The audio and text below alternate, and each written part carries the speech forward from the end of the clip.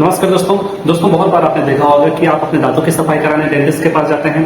किसी भी कारण से जैसे आपके दांत में स्ट्रेन लगा हुआ है, टाइटर जमे हुए हैं, कैलकुलस लगे हुए हैं, प्लैक है, आप अपने दांतों की सफाई कराते हैं। डेंटिस्ट भी आपके दांतों की सफाई बहुत अच्छे से कर देते हैं, लेकिन आप देखते हैं 2 से 3 महीने बाद वही टाइटर, प्लैक, कैलकुलस आपके दांतों में फिर से आ गए हैं। आप डेंटिस्ट के पास फिर से जाते हैं और कंप्लेन करते हैं कि सर हमने 2-3 महीने पहले आप अपने दांतों की सफाई कराई थी, लेकिन फिर से वही स्थिति आ चुकी है। तो हम क्या करें, कैसे इससे बचाव करें और ये क्यों आया हुआ है? तो दोस्तों मैं आपको बताना चाहूंगा कि अगर आप अपने दांतों की सफाई कराते हैं तो उसके बाद जो सबसे ज्यादा जरूरी चीज हो जाती है वो है आपका अपना ओरल हाइजीन बेहतर करना। अगर एक बार आप अपने दांतों की सफाई कर लिए और ओरल हाइजीन बहुत अच्छे से रखते हैं, मतलब ब्रशिंग बहुत अच्छे से रखते हैं, ओरल केयर बहुत अच्छे से रखते हैं, तो ये जो कैलकुलस, टाइटर या प्लैक है वो फिर से आपके दांतों में नहीं जमता है। आज के इस वीडियो में हम जानने वाले हैं दोस्तों कि आप अपने दांतों में प्लैक, कैलकुलस, टाइटर को जमने से कैसे रोक सकते हैं। घर पर ही आप उसको कैसे आसानी से ठीक कर सकते हैं अगर शुरुआती अवस्था में है तो। कई बार ऐसा होता है दोस्तों, शुरुआती अवस्था में आप ध्यान नहीं देते और कैलकुलस पहले प्लाक बनता है दांतों के बाद वही प्लाक के बाद वही धीरे धीरे करके पत्थर जैसे संरचना में परिवर्तित हो जाता है, जिसको हम कैलकुलस या टाइटर कहते हैं। अगर ये एडवांस स्टेज में चला गया है तो आपको डेंटिस्ट के पास तो जाना ही पड़ेगा, क्योंकि दांतों की सफाई तब मशीन से ही की जा सकती है, घर पे आप उसको ठीक नहीं कर सकते। लेकिन अगर ये शुरुआती अवस्था में है, आपके दांतों में प्लाक जमना स्टार्ट हो चुका है, हल्के फुल्के टाइटर जमने स्टार्ट हो चुके हैं, तो कुछ आसान घरेलू उपचार के द्वारा आप अपने अपने दांतों को फिर से पूरी तरीके से क्लीन कर सकते हैं प्लाक, कैलकुलस या टाइटर से। लेकिन दोस्तों आगे बढ़ने से पहले अगर आप मेरे इस चैनल पर नए हैं तो प्लीज चैनल को सब्सक्राइब जरूर कर दीजिएगा। जानकारी अगर आपको अच्छी लगती है तो प्लीज लाइक जरूर कर दीजिएगा। वीडियो आगे बढ़ाते हैं और जानते हैं सबसे पहला घरेलू उपचार आपके दांतों को प्लैक या कैलकुलस या टाइटर से फ्री करने का, मुक्त करने का। तो जो पहला उपचार है वह है दोस्तों, मार्केट में आसानी से आपको अवेलेबल मिलता है एप्पल साइडर विनेगर। विनेगर को आप एक छोटे से कटोरे में ले लेंगे या ढक्कन में ले लेंगे। उसके बाद आपको क्या करना है, किसी भी क्लॉथ को, सॉफ्ट क्लॉथ को, उसमें उसको वेट करना है, गिरा करना है। उसके बाद उसको दांतों के ऊपर धीरे धीरे करके अपने को मसाज करना है या घिसना है। उसके अलावा आप अपने नॉर्मल ब्रश से भी उस एप्पल साइडर विनेगर को डिप करेंगे और धीरे धीरे करके आप अपने दांतों की सफाई करना स्टार्ट करेंगे। आप देखेंगे आपके दांतों के ऊपर जो हल्के बुरे परत जमे हुए हैं वो धीरे धीरे करके निकलने लग जाते हैं। तो सबसे पहला उपचार तो ये है एप्पल साइडर विनेगर, जो आपको आसानी से अवेलेबल या उपलब्ध है। दूसरा जो उपचार होता है वह है दोस्तों बेकिंग सोडा। आप उसमें मिलाइए थोड़ा सरसों तेल और थोड़ा मिलाइए नमक। इसको एक पेस्ट फॉर्म में परिवर्तित कर लीजिए। ये बहुत ही कारगर उपचार है आपके पीले दांतों के लिए, अगर दांतों में स्ट्रेन जमे हुए हैं उसके लिए। इन तीनों को मिला के आप पहले एक पेस्ट बना लीजिए। पेस्ट बनाने के बाद उसको ब्रश से हल्का अब हम ब्रश करते जाएंगे अपने दांतों के ऊपर।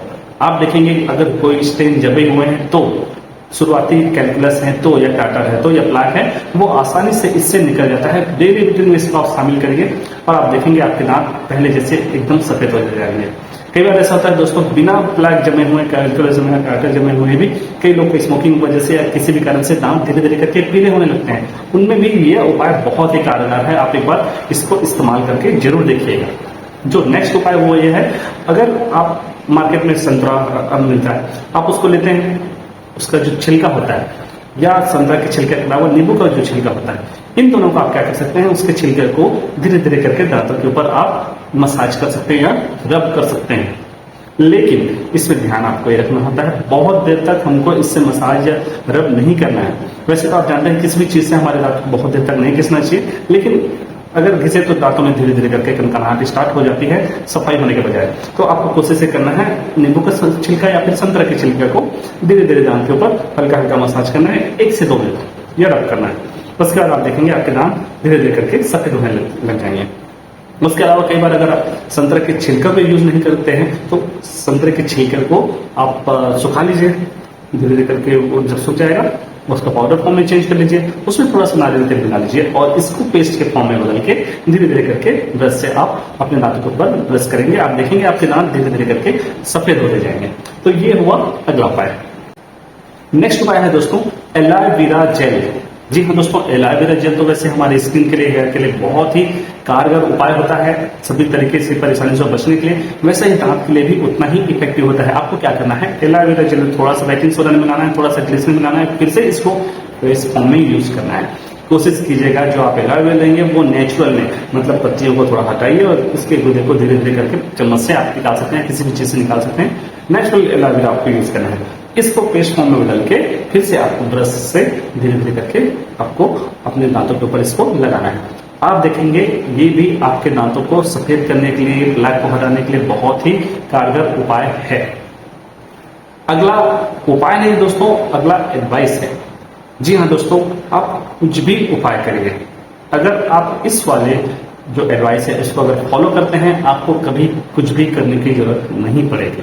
आपके दांत हमेशा ही मोतियों जैसे चमकते रहेंगे, आपके मसूड़े मजबूत रहेंगे। आपको क्या करना है, आपको मेंटेन रखना है अपना ओरल हाइजीन। अब ओरल हाइजीन मेंटेन कैसे रखते हैं? ओरल हाइजीन मेंटेन रखते हैं प्रॉपर ब्रश करने से। अब प्रॉपर ब्रश करने का मतलब क्या होता है? लोग तो हमेशा सुबह ब्रश हो जाते हैं, जो सीधीज देते हैं और हो गया ब्रश। ऐसा बिल्कुल नहीं है दोस्तों। ब्रशिंग का प्रॉपर टेक्निक होता है। ब्रशिंग टेक्निक को प्रॉपर फॉलो करिए। हमारे हर दांत के हिस्से के लिए प्रॉपर ब्रशिंग टेक्निक बहुत जरूरी होता है। ये वाला वीडियो आप जरूर जाकर देखिएगा, प्रॉपर ब्रशिंग टेक्निक क्या होता है, इसको आप समझिए ब्रशिंग टेक्निक कैसा होता है। इस टेक्निक से आप अपने दांतों को ब्रश करिए। ब्रश करने के बाद ब्रश कितने देर तक करना है? आपको 3 मिनट ब्रशिंग टाइम जो होता है उसमें 3 मिनट में से शुरुआत के 2 मिनट आपको प्रॉपर ब्रश करना है। उसके बाद लगभग 30 सेकंड अच्छे से कुल्ला करना है और लास्ट का जो 30 सेकंड होता है वो आपके मसूड़े के लिए होता है। मसूड़े को हल्के हल्के हाथ से ऐसे ऐसे सर्कुलर मोशन में आप मसाज करते जाइए। ये स्टेप अगर फॉलो करते हैं, आपके दांत हमेशा हिलते रहेंगे, आपके मसूड़े हमेशा हिलते रहेंगे, किसी प्रकार से कोई प्लैक, कैलकुलस, टार्टर नहीं जमेंगे दोस्तों।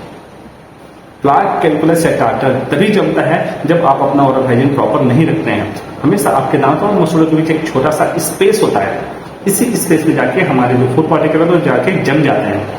इसी को हम नाम देते हैं डेंटल प्लैक का। अगर इसको सफाई नहीं करते हैं तो यही कैलकुलस या टार्टर में परिवर्तित हो जाता है। अगर आप अच्छे से ब्रश करते हैं और ओरल हाइजीन प्रॉपर मेंटेन रखते हैं, ये डेंटल प्लैक आसानी से आपके मसूड़ों और दांत के बीच से निकल जाता है और ये फिर से नहीं जमता। अगर जमता भी है, आप अच्छे से फिर से क्लीन करिए, फिर से निकल जाएगा। तो सबसे अच्छा उपाय है आप अपने ओरल हाइजीन को प्रॉपर मेंटेन रखिए दोस्तों। अगर आप अपने ओरल हाइजीन को प्रॉपर रखते हैं, आपके मसूड़े बहुत स्वस्थ रहेंगे, आपके दांत हमेशा मोतियों जैसे चमकते रहेंगे। तो ये कुछ आसान घरेलू उपाय था दोस्तों, अपने दांतों को स्टेन से बचाने का, प्लैक से बचाने का, कैलकुलस या टार्टर्स के जमने से बचाने का। उम्मीद है आज का ये वीडियो आपको अच्छा लगा होगा।